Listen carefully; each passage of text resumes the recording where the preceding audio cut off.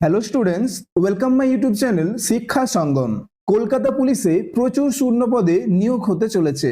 Officially ভাবে তোমাদের 11,740টি শূন্য পদ ঘোষণা করা হলো গভর্নমেন্ট অফ ওয়েস্ট বেঙ্গল থেকে।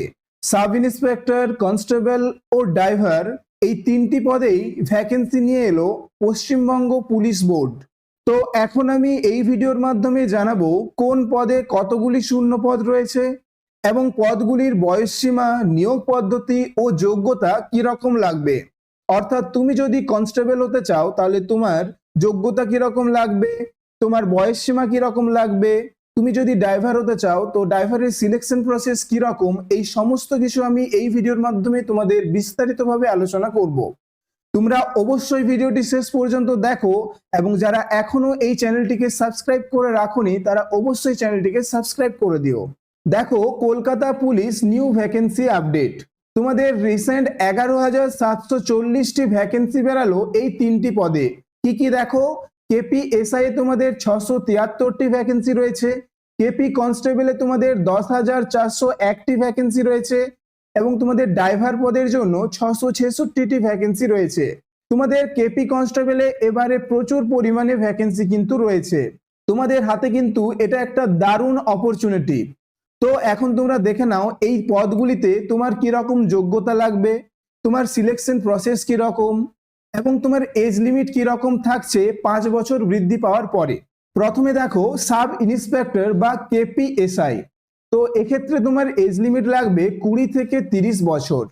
তবে বর্তমানে এটা 20 থেকে 35 বছর হবে, কারণ বর্তমান সরকার প্রতিটি ওয়েস্ট বেঙ্গলের চাকরির পরীক্ষায় 5 বছর আপার এজ লিমিট বাড়িয়েছেন। সেক্ষেত্রে তোমাদের এবারের এজ লিমিট কিন্তু 20 থেকে 35 হবে। তোমার কি যোগ্যতা লাগবে, দেখো গ্রাজুয়েশন তোমাকে থাকতে হবে। অর্থাৎ যে কোনো সাবজেক্টে তুমি যদি গ্রাজুয়েশন পাস হও তাহলেই কিন্তু তুমি কেপিএসআই এর জন্য ফর্ম ফিল আপ করতে পারবে। তোমার সিলেকশন প্রসেস কিরকম লাগবে দেখো, তোমার প্রথমে হবে প্রিলিমিনারি এক্সামিনেশন। এটা তোমাদের হবে 200 নম্বরের। তোমার 100টা কোশ্চেন থাকবে এবং প্রতিটি কোশ্চেনে কিন্তু 2 নম্বর করে থাকবে এবং এই 200 নম্বরের তোমাদের পরীক্ষাটা কিন্তু এমসিকিউ বেসড হবে, এমসিকিউ বেসড হবে। এরপরে তোমাদের হবে পিটি আর পিএমটি। এখানে কিন্তু তোমাদের 800 মিটার রান করতে হবে ছেলেদের ক্ষেত্রে এবং মেয়েদের ক্ষেত্রে 400 মিটার রান করতে হবে। তোমরা পিইটি ও পিএমটি কোয়ালিফাই করার পর তোমাদের ফাইনাল এক্সামিনেশন হবে এবং সেখানে কিন্তু তোমাদের হবে 200 নম্বরের পরীক্ষা। এই 200 নম্বরের পরীক্ষা কিন্তু তোমাদের ডেসক্রিপটিভ টাইপ হবে এবং এখানে কোয়ালিফাই করতে পারলে তোমাদের ইন্টারভিউ হবে। ইন্টারভিউ তোমাদের 30 নম্বর থাকবে এবং ইন্টারভিউর পরেই কিন্তু তোমাদের সিলেকশন হবে। এরপরে তোমরা দেখো কেপি কনস্টেবল। তাহলে কেপি কনস্টেবলের জন্য তোমাদের এজ লিমিট কি রকম লাগবে দেখো, 18 থেকে 30 যেটা এতদিন ছিল কিন্তু বর্তমানে 18 থেকে 35 হবে, কারণ তোমাদের 5 বছর বাড়ানো হয়েছে তাই 18 থেকে 35 হবে। তোমাদের কি যোগ্যতা লাগবে দেখো, তোমাদের 10 পাস, অর্থাৎ তুমি যদি মাধ্যমিক পাস করে থাকো তাহলেই কিন্তু তুমি কেপি কনস্টেবলের জন্য অ্যাপ্লাই করতে পারবে।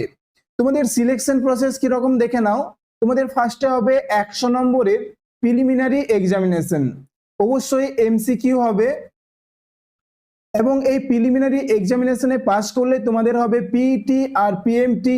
তো এখানে মাঠে ছেলেদের 1600 মিটার রান করতে হবে 6.5 মিনিটে এবং মেয়েদের 800 মিটার রান করতে হবে 4 মিনিটে। মাঠে কোয়ালিফাই করার পর তোমাদের হবে ফাইনাল এক্সামিনেশন, সেটা হবে কিন্তু 85 নম্বরের এবং এটা কিন্তু এমসিকিউ থাকবে এবং ফাইনাল এক্সামে কোয়ালিফাই করলে তোমাদের হবে ইন্টারভিউ। তো এই ফাইনাল এক্সাম ও ইন্টারভিউ টোটাল 100 নম্বর মিলেই কিন্তু তোমাদের মেরিট তৈরি হবে এবং এই মেরিটে যদি তোমরা জায়গা করে নিতে পারো তাহলে কিন্তু তোমরা কেপি কনস্টেবল হয়ে যাবে। এরপরে দেখো গাড়ি চালক বা ড্রাইভার পদের জন্য তোমাদের এজ লিমিট দেখো 21 থেকে 40, বর্তমানে এটা 21 থেকে 45। তাহলে তোমার এজ যদি 21 থেকে 45 থাকে তাহলে তুমি কিন্তু ড্রাইভার পদের জন্য ফিল আপ করতে পারবে। এরপরে দেখো তোমার কোয়ালিফিকেশন কি লাগছে, 8 পাস। তুমি 8 পাস করলেই কিন্তু ফর্মটা ফিল আপ করতে পারবে।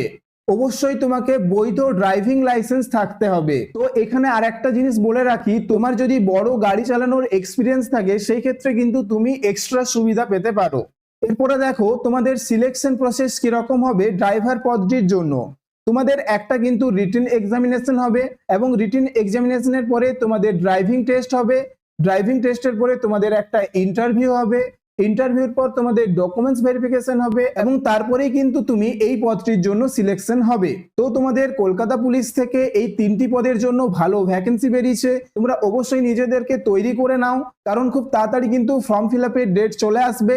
এবং তোমরা এরকম জব রিলেটেড আপডেট ভিডিওগুলো পাওয়ার জন্য অবশ্যই চ্যানেলটিকে সাবস্ক্রাইব করে রাখো এবং ভিডিওটি যদি ভালো লেগে থাকে একটা লাইক করে দিও। তো দেখা হচ্ছে পরের ভিডিওতে।